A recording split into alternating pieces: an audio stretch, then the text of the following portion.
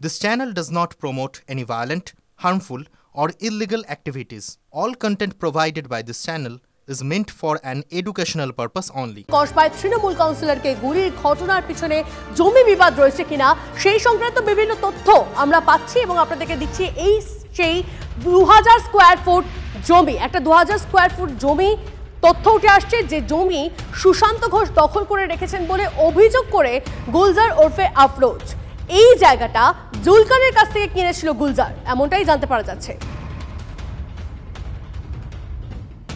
সায়ন্ত আমাদের প্রতিনিধি আমাদের সঙ্গে রয়েছে, সরাসরি সায়ন্তর সঙ্গে কথা বলবো। সায়ন্ত, জমি বিবাদী যে নেপথ্যে রয়েছে সেই বিষয়টা একরকম ভাবে পরিষ্কার হয়ে গেছে, কিন্তু কোন জমি সেই বিষয়টা নিয়ে যদি একটু ডিটেইলসে জানাও। একদমই, দেখো যে জমি ঘিরে এত বিবাদ, অর্থাৎ পূর্ব বর্ধমানের গলসি থেকে গ্রেপ্তার হওয়ার সময় আফরোজ ওরফে গুলজার খান যে 2000 স্কয়ার ফুটের জমির কথা বলছিল সেটা হচ্ছে এটা। এখানে মূলত এই বাড়ির 3 তলায় রয়েছে গুলজারের বাবা মায়ের ফ্ল্যাট।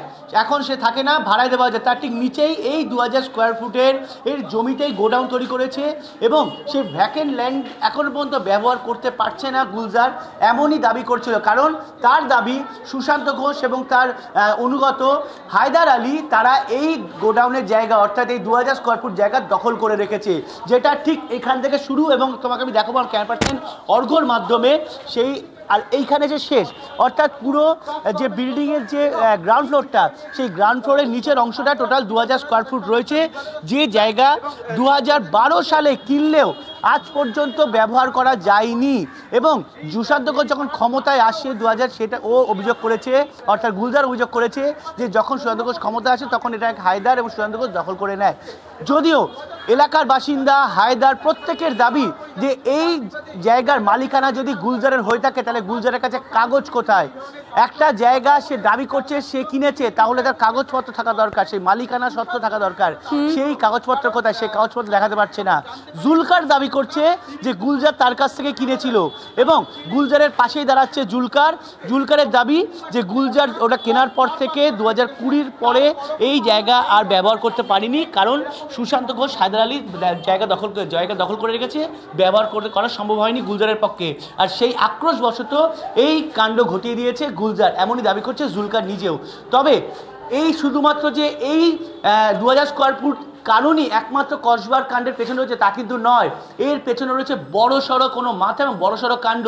নেপথ্যে ভেড়ি ভরা ঢুকে দেওয়া, ভেড়ি ভরা, যেটা গুলশান কলের মধ্যে সব থেকে বড় ভেড়ি 120 বিঘার, সেই ভেড়ি ভরা রুখে দেওয়া হয়েছিল। যে দখল করছিল তার নাম জুলকার, যার বিরুদ্ধে অভিযোগ ছিল। জুলকার আবার আফরোজের অন্যতম গুরুত্বপূর্ণ সঙ্গী, অর্থাৎ এই সিন্ডিকেট গুলজার। একদম শান্ত, তুমি যে কথা বললে, অর্থাৎ এই যে বড় মাথা, এই বড় মাথার কথাও গতকাল সুশান্ত ঘোষ তিনি বলেছিলেন, তোমার সঙ্গে যখন তার কথা হয় আমরা শুনেছিলাম সেই বিষয়টা। তিনি বারবার করে আশঙ্কা করেছিলেন যে নেপথ্যে যদি কোনো বড় মাথা না থাকে তাহলে হয়তো এইভাবে সুপারি কিলার আনিয়ে এত বড় একটা ঘটনা ঘটানো যায় না। এর পাশাপাশি গুলজার, অর্থাৎ ধৃত আফরোজ, সেই গুলজার এবং জুলকার, তারা কি বলেছেন, তারা কি অভিযোগ করছেন, শোনাব আপনাদের। জায়গা নিয়ে কোনো সমস্যা ছিল?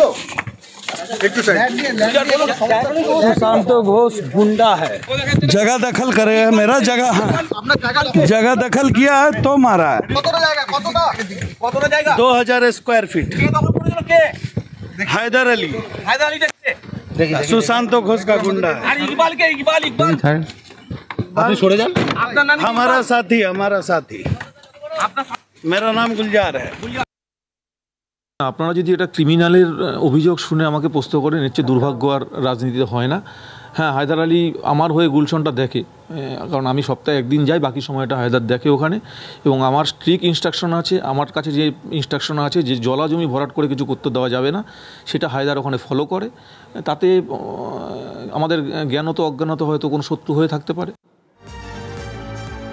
আর কসবাকাণ্ডের পেছনে হয়তো জমি বিবাদী রয়েছে, এমনটাই অনেকে মনে করছেন। আর এই ঘটনায় নাম উঠে আসছে একের পর এক। এবার জুলকার, কসবা এলাকার কুখ্যাত জমি ব্যবসায়ী এই জুলকার, গুলশান কলোনিতে জুলকারের তৈরি আবাসনেই থাকতো ধৃত আফরোজ। জুলকার এবং আফরোজ দুজন এই ভেড়ি জমি বুঝিয়ে দখলে যুক্ত বলে অভিযোগ সুশান্ত ঘোষের।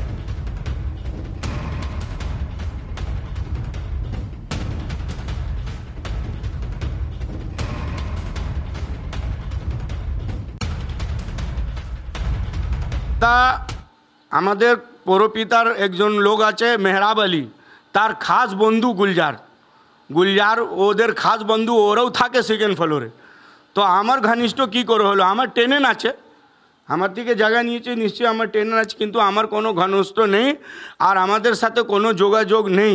6 মাসের আগে কোনো যোগাযোগ নেই। যদি একটু কোনো রকম যোগাযোগ আছে, কোনো ফোন ডিটেলস আছে, কিছু আছে, আমাকে যা শাস্তি দেবেন আমি মেনে নেব।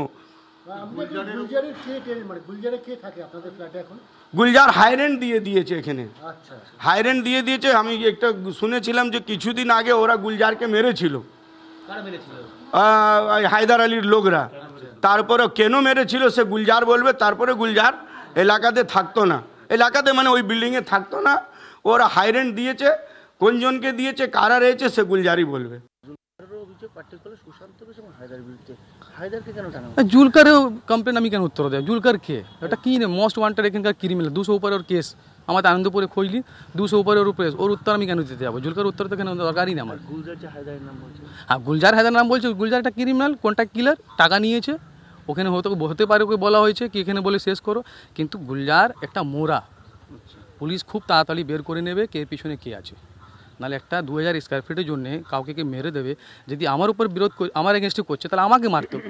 কিন্তু দাদা গেম আছে, এটা তো আপনার চিন্তা ভাবনা করতে হবে। একটা বড় গেম আছে এর পিছনে।